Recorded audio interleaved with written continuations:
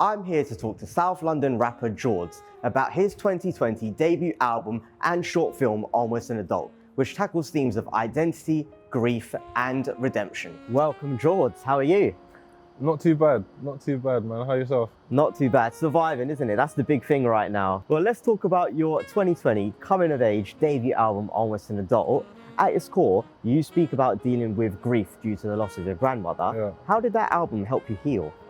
I made most of that album the week of my grandma's funeral. Wow. Yeah. So I came home and I was so like, I just couldn't sleep. I couldn't do anything. So I thought, let me just go studio and just work. And then the album, I wasn't really thinking of an album, it kind of just came about, you know what I mean? But it was such a cathartic experience. Like some of the things I say on the album, I feel like I'm directly talking to my ancestors, innit? Do you know what I mean? So.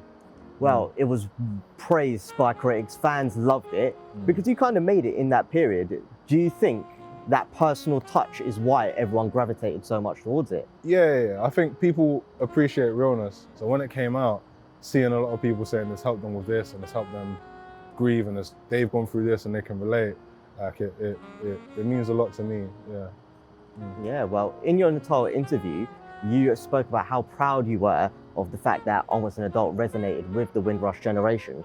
Did it help you connect with your Jamaican roots?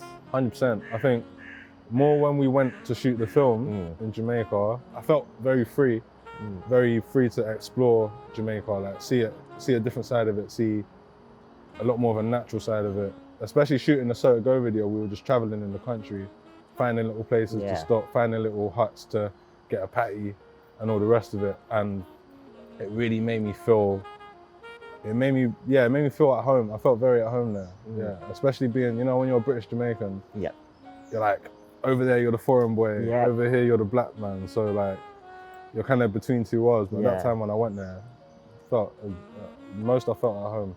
I felt very similarly when I went to India, actually, where I went to India, enjoyed it, but I know I didn't kind of fit in there. The locals there were like, this guy's not from around here.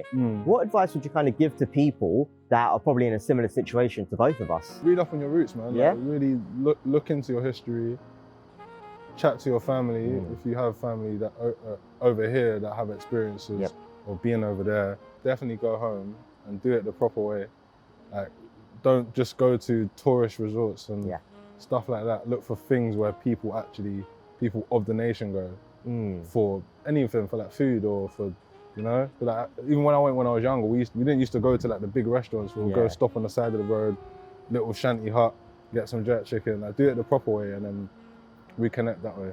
That is it. Well, with your music, because of your roots, because of your varied background, it's so varied with its sound. But you've always spoken about wanting to bring African genres to the forefront of music. What genres are you specifically interested in? At the moment, South African house. Afterwards, I want to explore a lot more Nigerian music, like Fela Kuti, that kind of sound, and just, I don't know, because I think through music you can learn about your history. Interesting. Yeah, because all history has a soundtrack, innit? So that's crazy. Well, with your music video for Black and Ready, you spoke about the fact that the head wraps were a statement piece. What was the creative vision behind that? The creative vision behind that was by 33 Bound, the same people that helped direct the film. And it was more like society sees everyone as one person, but unveiling the head wrap and revealing people from different backgrounds, people with different identities. So we had someone that was trans, older black woman, 2 young black kids. Like, me, obviously, I'm a black man, so it's like underneath the coat that everyone gives you as, oh, you're a black person. There's individuality there. Everyone has their own story. You know what I mean? And that was kind of what I was trying to portray. Well, Jords, it is exciting times for you. You do have a new album coming out soon. How has the lockdown impacted your writing and creative process? You can put me anywhere, I'll make music. Music is, for me, it's just an extension of expression. I could be in a room with nothing but a wall and I'll make a beat against the wall and do a melody, do you know what I'm saying? If this impacted it, it's made it easier to write, because I've got more time to you know, just be with my thoughts and just pen ideas down and stuff. So for this next album, it's less about trauma, more about celebration. Okay. Yeah. I don't want it to be, like, we've done the trauma thing. You know what I mean? We've done that for so long. And it's almost like it's trauma porn at the moment. Everything that comes out is, oh, the black experience this, oh, look at you guys, this is what you have to go through. But we're also we're great people. There's a lot of greatness coming from being black and being together, and there's a lot of strength there. So I want to highlight that on the next chapter. Well, you spoke about sort of so much trauma that's happened in the last 12 months and wanting to make an album about celebration. Has it been difficult kind of doing that? Because whenever you turn the TV on, it seems like all you see is negativity.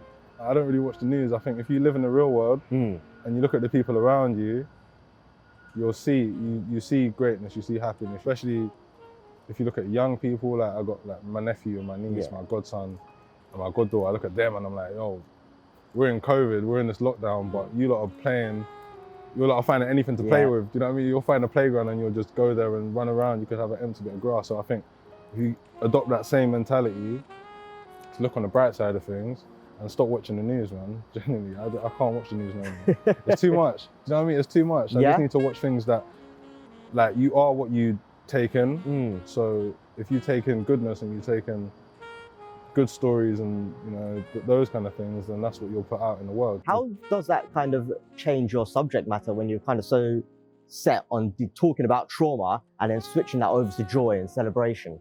For me, I hit my lowest low before lockdown. So I'm still here. You know what I mean? I'm still here. I'm still blessed to be here. I'm still in the real world. I still got all my friends around me. I've got a great team around me. I've got my family there. I'm lucky to have them. So it's more just a change in perspective rather than thinking, oh yeah, let's be positive. It's just me trying to, like, what's me sitting in my room crying gonna do? You know what I mean? You go through it and then you crack on.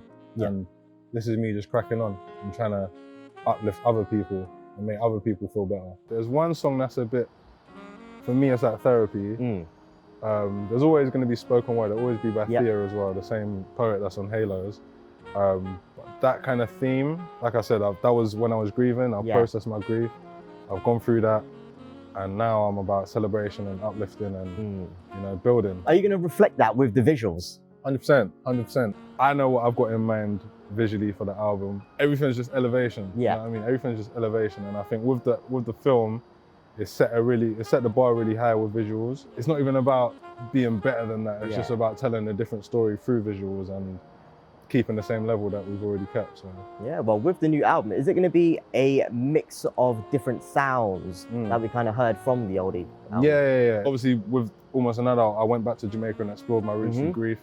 This time, I'm exploring my roots through rhythm. So reggae, dancehall, hip hop still, garage, Afro beats, house. Like, it's just a bunch of different cultural, rhythmic sounds. I can't put it in one category because there's so many different things. It's just going to be exciting. Yeah, man. For me, this is a masterpiece. It's excellence. It's uplifting, and it's been difficult for me, to be honest, because where I put out Halos and I put out Black and Ready, that's like death and racism. And then when people come to you, it's like, oh yeah, you really helped me with this. And I'm like, I appreciate the fact that you've helped, but then you have a lot of people offloading their trauma onto you. How does that make you feel though, when people are coming up to you constantly bringing up, like, for example, Halos, and that's a big touchy record for you? Yeah. And does it feel like enough now? It's always difficult when you're putting a big part of your personal life out. It's like a reminder constantly that, you know, you're going through the same sort of thing.